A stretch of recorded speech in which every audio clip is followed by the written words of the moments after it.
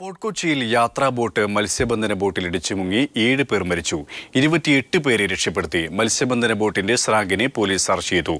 ഇയാൾക്കെതിരെ നരഹത്യക്ക് കേസെടുത്തു. ഉച്ചതിരിഞ്ഞ് 1:40 നാടിനെ നടുക്കിയ ദുരന്തം നടന്നത്. വൈപ്പിനിൽ നിന്നും ഫോർട്ട് കൊച്ചിയിലേക്ക് പോയ യാത്രാ ബോട്ടാണ് മത്സ്യബന്ധന ബോട്ടിൽ ഇടിച്ചു തകർന്നത്. യന്ത്രം ഘടിപ്പിച്ച വലിയ മത്സ്യബന്ധന ബോട്ട് അമിത വേഗത്തിൽ വന്ന് യാത്രാ ബോട്ടിൽ ഇടിക്കുകയായിരുന്നു. ഇടിയുടെ ആഘാതത്തിൽ ബോട്ട് രണ്ടായി പിളർന്നു. വെള്ളത്തിൽ വീണ യാത്രക്കാരിൽ ചിലർ നീന്തി കരക്കെടുത്തു. കുട്ടികളും സ്ത്രീകളും നീന്തി രക്ഷപ്പെടാനാവാതെ ദുരന്തത്തിന് ഇരയാവുകയായിരുന്നു. രക്ഷപ്പെട്ട ബോട്ട് യാത്രക്കാരി പുതുമന സ്വദേശിനി മോളി ജോസ്. ഞങ്ങൾ യാത്രയെ കൊണ്ട് പോയിക്കൊണ്ടിരിക്കുമ്പോഴേക്കും നടുമ്പുഴയിലൊന്നൊരു ബോട്ട് വന്ന് ഇടിച്ചു. പുറയിലിടിച്ചിട്ട് പുറയിലത്തെ ഭാഗമൊക്കെ പോയി. ആണുങ്ങളും കൊച്ചുങ്ങളൊക്കെ ഒഴുകി പോകണുണ്ട്. ഞാൻ ഓർത്ത് എൻ്റെ സ്ഥലം പോകില്ലെന്ന്. സാവധാനം എൻ്റെ മുങ്ങാൻ തുടങ്ങി. അപ്പം ഞങ്ങൾ നിരോടിച്ച് ആളെ കൂട്ടിയിട്ട് ആൾക്കാർ അപ്പുറത്തുനിന്ന് കാണിക്കുന്നുണ്ട്. പക്ഷെ ഇങ്ങോട്ട് വന്നില്ല. വേറൊരു സാധനം ഇല്ല ഇങ്ങോട്ട് പോരാനായിട്ട്. മത്സ്യത്തൊഴിലാളികളും വിദേശ വിനോദസഞ്ചാരികളുമാണ് ആദ്യം രക്ഷാപ്രവർത്തനം നടത്തിയത്. കിട്ടിയ വാഹനങ്ങളിലും മറ്റുമായി പരിക്കേറ്റവരെ ഉടൻ വിവിധ ആശുപത്രികളിലേക്ക് എത്തിച്ചു.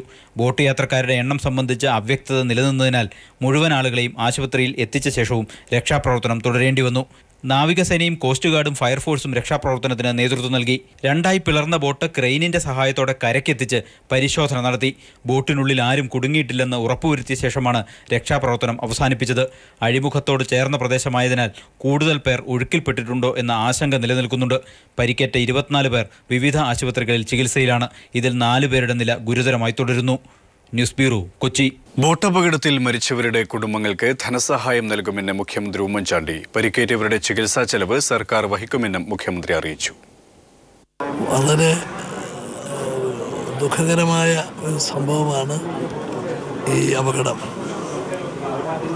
ഈ അപകടത്തിൻ്റെ കാരണങ്ങളെക്കുറിച്ച് അന്വേഷണം നടത്തുന്നതിനുള്ള നടപടി ഉണ്ടാകും. മരിച്ച കുടുംബങ്ങൾക്കുള്ള ധനസഹായം ഉടനെ തന്നെ അത് കൊടുക്കുന്നതിനുള്ള നടപടി സ്വീകരിക്കും. ചികിത്സിക്കുന്നവർക്കുള്ള സഹായവും നൽകും.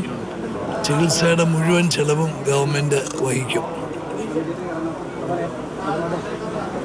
അന്വേഷണത്തിൻ്റെ റിപ്പോർട്ട് കിട്ടുന്നതനുസരിച്ച് മറ്റ് നടപടികൾ സ്വീകരിക്കും. തദ്ദേശ തെരഞ്ഞെടുപ്പ് നവംബർ 20 ശേഷം നടത്താമെന്ന് സർക്കാർ. നവംബർ 23 25 തെരഞ്ഞെടുപ്പ് നടത്താൻ തയ്യാറെന്നും സർക്കാർ. ഇക്കാര്യം വ്യക്തമാക്കി സർക്കാർ ഹൈക്കോടതിയിൽ സത്യവാങ്മൂലം നൽകും. സർക്കാർ തീരുമാനത്തെ കോടതിയിൽ എതിർക്കേണ്ടെന്ന നിലപാടിലാണ് തെരഞ്ഞെടുപ്പ് കമ്മീഷൻ. തദ്ദേശ സ്ഥാപനങ്ങളിലേക്കുള്ള തെരഞ്ഞെടുപ്പ് നവംബർ 24 25 ഒറ്റഘട്ടമായി നടത്താമെന്നതാണ് സർക്കാർ നിലപാട്. വകുപ്പ് സെക്രട്ടറിമാർ തയ്യാറാക്കിയ സമയക്രമം ചീഫ് സെക്രട്ടറിയും മുഖ്യമന്ത്രിയും പരിശോധിച്ചു. ഈ നിലപാട് സെപ്റ്റംബർ 3 ഹൈക്കോടതി അറിയിക്കും. ഡിസംബർ 1 പുതിയ ഭരണസമിതി നിലവിൽ വരുന്ന തരത്തിലാണ് സമയക്രമീകരണം. തെരഞ്ഞെടുപ്പ് വൈകുമെന്നത് മുഖ്യമന്ത്രിയും സ്ഥിരീകരിച്ചു. കോടതി വിധി അനുസരിച്ച് തെരഞ്ഞെടുപ്പ് നടക്കണം. അതേ ഉള്ളൂ. കോടതി അല്ലേ അവസാന വാക്ക്. അതെ, കോടതിയിലാണ് ഈ കാര്യങ്ങൾ പറയാൻ പോകുന്നത്. സ്വാഭാവികമായും കഴിഞ്ഞ ദിവസം തന്നെ സർക്കാർ കൊടുത്ത ഒരു ടൈം ഷെഡ്യൂളുണ്ട്. പുതിയ 28 മുനിസിപ്പാലിറ്റികളിലും കണ്ണൂർ കോർപ്പറേഷനിലും ഉൾപ്പെടെ ഒറ്റഘട്ടമായി തെരഞ്ഞെടുപ്പ് നടത്താമെന്നാണ് ഹൈക്കോടതി അറിയിക്കുക. അതേസമയം നവംബർ ഒടുവിൽ തെരഞ്ഞെടുപ്പ് നടത്താനുള്ള സർക്കാർ നീക്കത്തെ എതിർക്കേണ്ടെന്ന തീരുമാനത്തിലാണ് തെരഞ്ഞെടുപ്പ് കമ്മീഷനും. നിലവിലെ ഭരണസമിതികളുടെ കാലാവധി ഒക്ടോബർ 31 അവസാനിക്കും. സർക്കാർ നിലപാട് അംഗീകരിക്കപ്പെട്ടാൽ 1 മാസത്തേക്ക് തദ്ദേശ സ്ഥാപനങ്ങളിൽ അഡ്മിനിസ്ട്രേറ്റർ ഭരണം ഏർപ്പെടുത്തേണ്ടി വരുമെന്നും ഇതോടെ ഉറപ്പായി. News bureau, Thiruvananthapuram. പി.കെ. കുഞ്ഞാലിക്കുട്ടി തെരഞ്ഞെടുപ്പ് കമ്മീഷനെ ഭീഷണിപ്പെടുത്തുന്നുവെന്ന് CPM പോളിറ്റ് ബ്യൂറോ അംഗം പിണറായി വിജയൻ. ഭരണഘടനാ വിരുദ്ധമായ പഞ്ചായത്ത് വിഭജനമാണ് കോടതി തടഞ്ഞതെന്നും പിണറായി അഭിപ്രായപ്പെട്ടു. തദ്ദേശ തെരഞ്ഞെടുപ്പ് സ്ഥാപനങ്ങളിൽ അഡ്മിനിസ്ട്രേറ്റർ ഭരണം ഏർപ്പെടുത്താൻ ശ്രമമെന്ന് CPIM സംസ്ഥാന സെക്രട്ടറി കോടിയേരി ബാലകൃഷ്ണനും പറഞ്ഞു. തെരഞ്ഞെടുപ്പ് കമ്മീഷനെ ലീഗിന്റെ പ്രധാനപ്പെട്ട ഒരു മന്ത്രി ഭീഷണിപ്പെടുത്തുന്നു. അദ്ദേഹത്തെ അങ്ങ് വിരട്ടുന്നതോ ഇന്ത്യൻ യൂണിയൻ മുസ്ലിം ലീഗിന്റെ ഏറ്റവും പ്രധാനപ്പെട്ട കേരളത്തിലെ നേതാവ് പി.കെ. കുഞ്ഞാലിക്കുട്ടി തന്നെ. അപ്പോൾ ലീഗിന്റെ നിലപാട് എന്ത് എന്നാണ് ഇതിലൂടെ വ്യക്തമാകുന്നത്. കോടതി വിധി അംഗീകരിക്കാൻ ഞങ്ങൾ തയ്യാറില്ല. എന്തെങ്കിലും തൊടുന്യായങ്ങൾ പറഞ്ഞ് എങ്ങനെയെങ്കിലും തെരഞ്ഞെടുപ്പ് മാറ്റിവെക്കുക എന്ന ഉദ്ദേശമാണുള്ളത്. ഒരു കാരണവശാലും ഇലക്ഷൻ മാറ്റിവെക്കാൻ പാടില്ല. ഒക്ടോബർ മാസം തന്നെ ഇലക്ഷൻ നടക്കണം. നവംബർ 1 പുതിയ ഭരണസമിതി അധികാരത്തിൽ വരണം. ഭരണസമിതി അധികാരത്തിൽ വരുന്നില്ലെങ്കിൽ അഡ്മിനിസ്ട്രേറ്റർമാരെ വെച്ച് ഇലക്ഷൻ നടത്തുക എന്നൊരു നില ജനാധിപത്യ സംവിധാനത്തെ അട്ടിമറിക്കുക എന്ന സ്ഥിതിവിശേഷമാണ് ഇവിടെ ഉണ്ടാകാൻ പോകുന്നത്. കടൽക്കൊല കേസിന്റെ നിയമ നടപടികൾ സുപ്രീം കോടതി തടഞ്ഞു. അന്താരാഷ്ട്ര ട്രൈബ്യൂണൽ നിയമ നടപടികൾ നിർത്തിവെക്കണമെന്ന് ആവശ്യപ്പെട്ടതായി ഇറ്റലി സുപ്രീം കോടതി അറിയിച്ചു. അനിശ്ചിതകാലത്തേക്ക് എല്ലാ നിയമ നടപടികളും നിർത്തിവെക്കണമെന്നും ഇറ്റലി ആവശ്യപ്പെട്ടു. ഇതിനെ കേന്ദ്ര സർക്കാരിന്റെ അഭിഭാഷകൻ എതിർത്തില്ല. പക്ഷേ ഇറ്റലിയുടെ ആവശ്യം പൂർണ്ണമായി അംഗീകരിക്കാൻ സുപ്രീം കോടതി തയ്യാറായില്ല. ഇതിനെ തുടർന്നാണ് കേസ് സ്റ്റേ ചെയ്തത്. കേസ് ജനുവരി 13 വീണ്ടും പരിഗണിക്കും. വിഴിഞ്ഞം കേസിൽ ഹരിത ട്രിബ്യൂണലിന് സുപ്രീം കോടതിയുടെ രൂക്ഷ വിമർശനം. കേസ് ചെന്നൈ ബെഞ്ചിൽ നിന്നും ദില്ലിയിലേക്ക് മാറ്റിയ ഹരിത ട്രിബ്യൂണലിന്റെ പ്രിൻസിപ്പൽ ബെഞ്ച് നടപടിക്കെതിരെ കേരളം സമർപ്പിച്ച ഹർജിയിലാണ് വിമർശനം. സൂര്യന് കീഴിലുള്ള എല്ലാ കാര്യങ്ങളിലും ഇടപെടാനുള്ള അധികാരം ട്രിബ്യൂണലിന് ഇല്ല. പദ്ധതിയുടെ വിശദാംശങ്ങൾ സമർപ്പിക്കാൻ കേരളത്തിന് നിർദ്ദേശവും നൽകി. സ്റ്റാർ ഇന്ത്യ മുൻ CEO പീറ്റർ മുഖർജി ഭാര്യ ഇന്ദ്രാണി മുഖർജി അറസ്റ്റിലായ കൊലപാതക കേസ് വഴിത്തിരിവിൽ. കൊല്ലപ്പെട്ടത് ഇന്ദ്രാണിയുടെ സഹോദരിയല്ല, മകളാണെന്ന് മുംബൈ പോലീസ് സ്ഥിരീകരിച്ചു. ഇന്ദ്രാണിയുടെ മുൻ ഭർത്താവ് സഞ്ജീവ് ഖനിയെ കൊൽക്കത്തയിൽ അറസ്റ്റ് ചെയ്തു. ഇന്ദ്രാണിയെ ഈ മാസം 31 വരെ പോലീസ് കസ്റ്റഡിയിൽ വിട്ടു.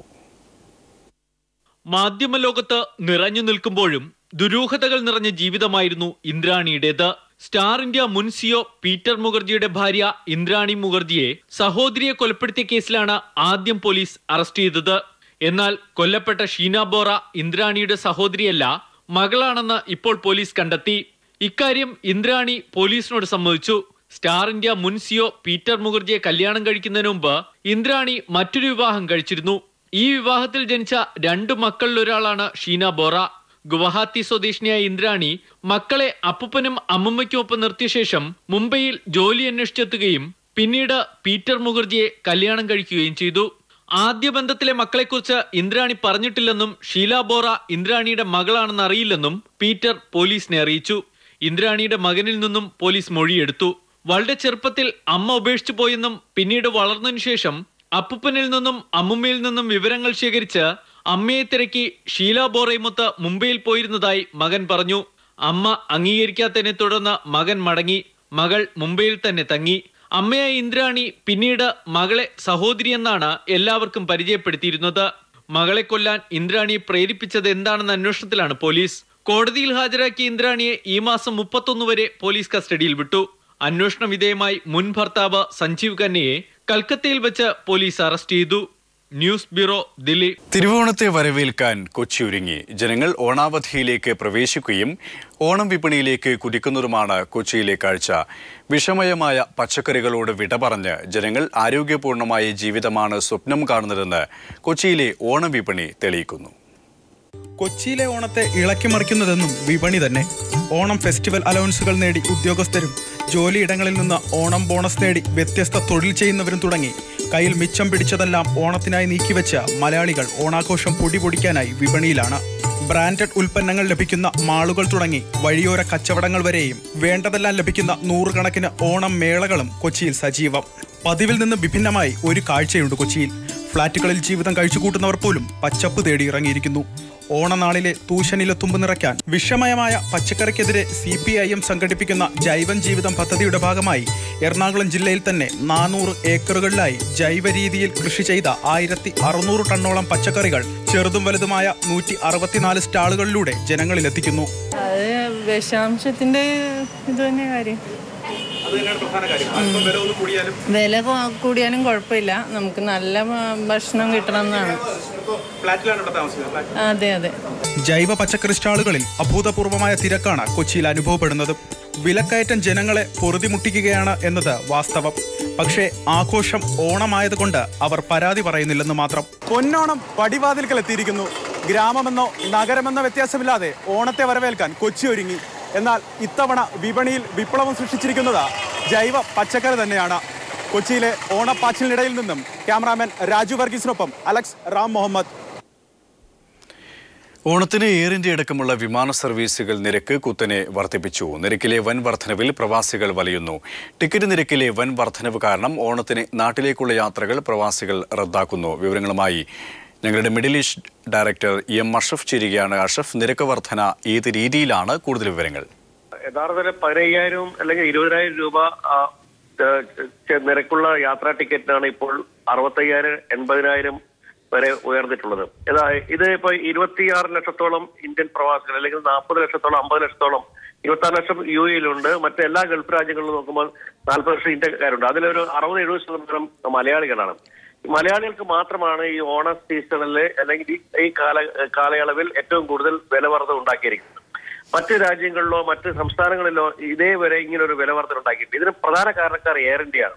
എയർ ഇന്ത്യയാണ് മറ്റ് സ്വകാര്യ എയർലൈൻസുകൾക്ക് മാതൃക കാണിച്ചു കൊടുക്കുന്നത്. അതായത് ഓണത്തിനും അല്ലെങ്കിൽ പെരുന്നാൾ അത്തരം സമയങ്ങളിൽ ഡിമാൻഡ് ഉണ്ടാവും. ആ ഡിമാൻഡ് ഉണ്ടാവുമ്പോൾ നിങ്ങൾ വില വർദ്ധിപ്പിക്കണമെന്ന് മറ്റ് സ്വകാര്യ എയർലൈൻസുകൾക്ക് പഠിപ്പിച്ചു കൊടുക്കുന്നത് എയർ ഇന്ത്യയാണ്. കാരണമായി പറയേണ്ടിരുന്ന കാരണം ഇന്ധന വില വർധനം. എന്നാൽ ഇന്ധന വില ഇപ്പോൾ 165 ക്രൂഡ് ഓയിലിന് ഒരു ബാരൽ ഉണ്ടായിരുന്നു, ഇപ്പൊ 63 രൂപയായിട്ട് താഴ്ന്നിട്ട് പോലും എന്ത് കാരണം കൊണ്ടാണ് ഇന്ധന വില കൂടാതെയോ വില കൂടിയതുകൊണ്ടോ ഒന്നുമല്ല കാരണം. ഇതിന് കാരണം പ്രധാനമായും എയർ ഇന്ത്യ മലയാളികളോട് മലയാളികളോട് കാണിക്കുന്ന ഏറ്റവും വലിയ ക്രൂരതയാണ്. അഷ്റഫാണ് വിശദാംശങ്ങൾ നൽകിയത്. ഇന്ത്യയിലേക്കുള്ള ടിക്കറ്റ് നിരക്ക് കൂട്ടിയതിനെ കുറിച്ച് പ്രവാസികളുടെ പ്രതികരണങ്ങളിലേക്ക്. സാധാരണക്കാരെ സംബന്ധിച്ചിടത്തോളം വലിയ പ്രയാസമാണത്. കാരണം രണ്ടും ഏകദേശം 1 വർഷത്തോളം കൂടിയിട്ട് നാട്ടിലേക്ക് പോകുന്ന ആളുകളെ സംബന്ധിച്ചിടത്തോളം വളരെ പ്രയാസകരമാണ്. പിന്നെ പ്രത്യേകിച്ച് എയർ ഇന്ത്യ, നമ്മുടെ ദേശീയ വിമാന കമ്പനികൾ ഈ രംഗത്ത് വളരെയധികം ചൂഷണമാണ് നിർവഹിച്ചുകൊണ്ടിരിക്കുന്നത്. ടിക്കറ്റിന് നിരക്ക് ഇങ്ങനെ കണ്ടമാനം കൂടുമ്പോൾ തീർച്ചയായും കൂടുതൽ സർവീസുകൾ ഏർപ്പെടുത്തിക്കൊണ്ട് എയർ ഇന്ത്യ എക്സ്പ്രസിന് ഏർപ്പെടുത്താം, എയർ ഇന്ത്യക്ക് ഏർപ്പെടുത്താം. പക്ഷെ അതൊന്നും അത്തരം ഒരു നീക്കമൊന്നും അവരുടെ ഭാഗത്ത് നിന്നില്ല. ഇക്കാര്യത്തിൽ ഇടപെടാൻ കേന്ദ്ര ഗവൺമെന്റോ സംസ്ഥാന സർക്കാരോ യാതൊരു നടപടിയും സ്വീകരിക്കുന്നില്ല.